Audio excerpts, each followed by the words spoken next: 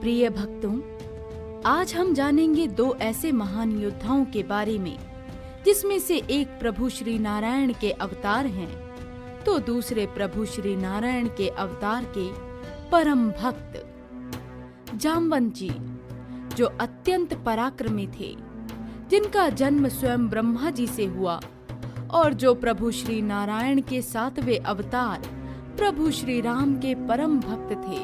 वहीं प्रभु श्री कृष्ण, जो कि स्वयं भगवान नारायण के 8वें अवतार थे, जिनका जन्म द्वापर युग में कंस का अंत कर इस संसार को उस दुष्ट के अत्याचारों से मुक्त कराने हेतु हुआ था। परंतु ऐसी कौन सी परिस्थिति थी जिसके चलते जामवंत जी को अपने ही प्रभु के अवतार प्रभु श्री कृष्ण से युद्ध लड़ना पड़ा? और कितने दिनों तक चला वो युद्ध? क्या हुआ उस युद्ध का परिणाम? तो आइए जानते हैं। पौराणिक कथाओं के अनुसार द्वापर युग में सत्राजीत नाम के एक यादव ने भगवान सूर्य की उपासना की और सत्राजीत की उपासना से भगवान सूर्य अत्यधिक प्रसन्न हुए। सूर्य देव ने सत्राजीत की उपासना से प्रसन्न होकर सत्राजीत को एक दिव्य मणि भेंट की, जिसका तेज सूर्य के समान था। सत्राजीत भगवान सूर्य द्वारा दिव्य स्मयंतक मणि पाकर अति प्रसन्न हुआ और वो उस मणि को पहनकर यादवों की सभा में जा पहुंचा, जहां श्री कृष्ण भी मौजूद थे। हे कृष्ण, ये तो हमें सूर्यदेव का तेज प्रतीत होता है। क्या सूर्यदेव आपके दर्शन हेतु स्वयं यहाँ पधारे हैं? नहीं, ये तो सत्राजीत है, जिन्होंने भगवान सूर्य की उपासना करके उनसे इस दिव्य मणि को प्राप्त किया है। सत्राजीत, तुम्हारे पास ये अलौकिक दिव्य मणि है, परंतु ऐसी दिव्य मणि का हकदार तो केवल राजा होता है। तुम ये दिव्य मणि हमारे राजा अग्रसेन को दे दो। यादवों के मुख से ये बात सुनकर सत्राजीत उन्हें बिना कोई भी उत्तर दिए वहां से चले गए। उसके कुछ दिन पश्चात सत्राजीत के भाई प्रसेनजीत स्मयंतक मणि को धारण कर अपने अश्व पर सवार होकर शिकार हेतु जंगल में जा पहुँचे। परंतु शिकार करते समय एक सिंह ने जंगल में प्रसेनजीत और उनके अश्व की हत्या कर दी और उनसे वो मणि छीन ली।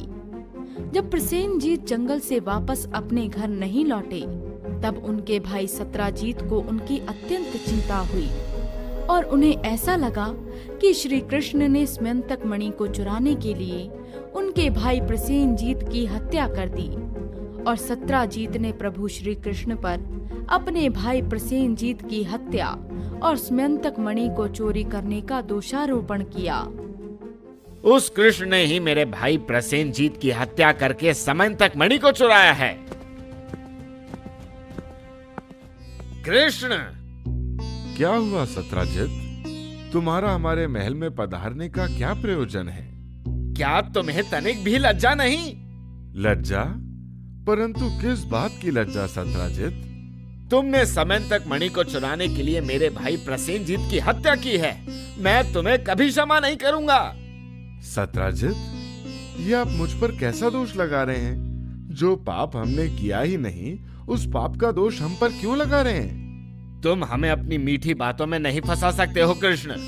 तुमने ही हमारी स्मयंतक मणि चुराई है और तुमने ही हमारे भाई प्रसेनजीत का वध किया है।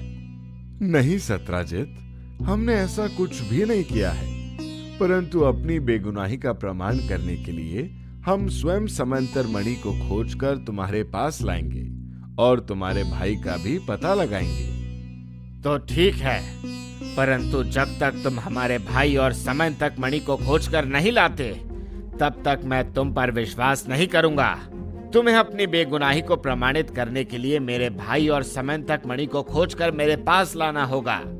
सत्राजीत के लगाए आरोप के कलंक को हटाने के लिए श्री कृष्ण यादवों सहित जंगल में जा पहुँचे। वहाँ उन्हें प्रसेनजीत और उनके अश्व का मृत शरीर मिला। ये देखो, यहाँ पर तो सिंह के पंजों के चिन्ह हैं।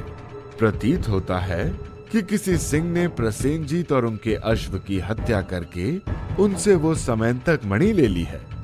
चलो हम सिंह के पद चिन्हों का पीछा करते हैं, शायद वहीं हमें समयंतक मणि भी मिल जाए। श्री कृष्ण और सभी यादव सिंह के पद चिन्हों का पीछा करते करते उस सिंह तक जा पहुंचे, परंतु वहां उन्हें उस सिंह का मृत शरीर मिला। हे कृष्ण, इस सिंह ने प्रसेनजीत और उनके अश्व की हत्या की, परंतु इस सिंह की हत्या आखिर किसने की? ये देखो, ये तो रीछ के पंजों के निशान हैं। जरूर किसी रीछ ने सिंह की हत्या कर वो समयंतक मणि छीन ली है। अब इन पद चिन्हों का पीछा करते हैं। रीछ के पद चिन्हों का पीछा करते करते श्री कृष्ण सभी यादवों सहित एक गुफा में जा पहुंचे। लगता है वो रीछ इसी गुफा के अंदर रहता है। आप सब यहीं रुकिए, हम इस गुफा के भीतर जाकर समयंतक मणि को लेकर ही बाहर आएंगे। श्री कृष्ण समयंतक मणि को खोजते हुए उस गुफा के भीतर चले गए। जब प्रभु श्री कृष्ण उस गुफा के भीतर पहुंचे तो उन्होंने देखा कि एक सुंदर कन्या समयंतक मणि के साथ खेल रही है।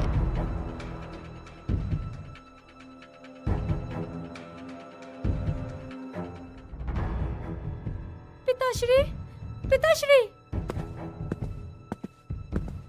क्या हुआ पुत्री? और तुम कौन हो? जामवंत जी, क्या आपने हमें पहचाना नहीं? मैं यशोदा नंदन कृष्ण हूँ। तुम कोई भी हो, परंतु तुम्हारा हमारी गुफा में आने का क्या उद्देश्य है? जामवंत जी, मैं यहाँ तक समयंतक मणि की खोज में आ पहुँचा हूँ, जो इस समय आपके पास है। क्या? ये मणि? ये मणि तो मैंने सिंह का वध करके प्राप्त की है। मैं इस मणि को तुम्हें नहीं दूंगा। अगर तुम्हें ये मणि चाहिए तो तुम्हें मुझसे युद्ध करना होगा। मुझे आज तक मेरे प्रभु श्री राम और लक्ष्मण जी के उपरांत कोई पराजित नहीं कर पाया है। मुझे सिर्फ मेरे प्रभु ही पराजित कर सकते हैं, किंतु तुम चाहो तो मुझसे युद्ध कर सकते हो। जैसी आपकी इच्छा जामवंत जी। इसके पश्चात श्री कृष्ण और जामवंत जी के बीच भयंकर युद्ध छिड़ जाता है।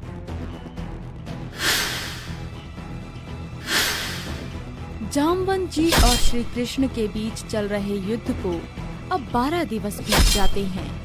तब यादवों को लगता है कि श्री कृष्ण उस रीछ द्वारा मारे गए और वो सब श्री कृष्ण को मृत समझकर वहां से वापस गोकुल चले जाते हैं।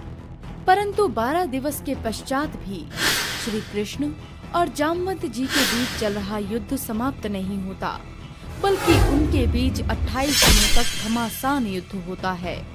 जामवंत जी श्री कृष्ण को पराजित करने के लिए अपनी सारी शक्तियों का प्रयोग करते हैं, परंतु वो श्री कृष्ण को पराजित नहीं कर पाते। परंतु जामवंत जी भी स्वयं अति पराक्रमी थे, जिस कारण वश प्रभु श्री कृष्ण को उनको पराजित करने के लिए पूरे 28 दिवस का समय लगा और अंत में प्रभु श्री कृष्ण के प्रहार से जामवंत जी की नस टूट जाती है और वो श्री कृष्ण से युद्ध में पराजित हो जाते हैं। आप कौन हैं जिसने मुझे परास्त किया? आज तक मुझे मेरे प्रभु श्री राम और लक्ष्मण जी के उपरांत कोई पराजित न कर सका, परंतु आपने कैसे मुझे परास्त किया? क्या आपने मुझे पहचाना नहीं जामवंत जी? मेरे प्रभु श्री राम ने मुझसे कहा था कि वो द्वापर युग में मुझसे वासुदेव के रूप में मिलने आएंगे और मेरे साथ युद्ध कर मुझे परास्त करेंगे। हे जामवंत जी, मैं ही वासुदेव हूँ, वासुदेव कृष्ण। प्रभु, हे प्रभु, त्रेता युग से ये नेत्र आपके दर्शन को तत्पर थे।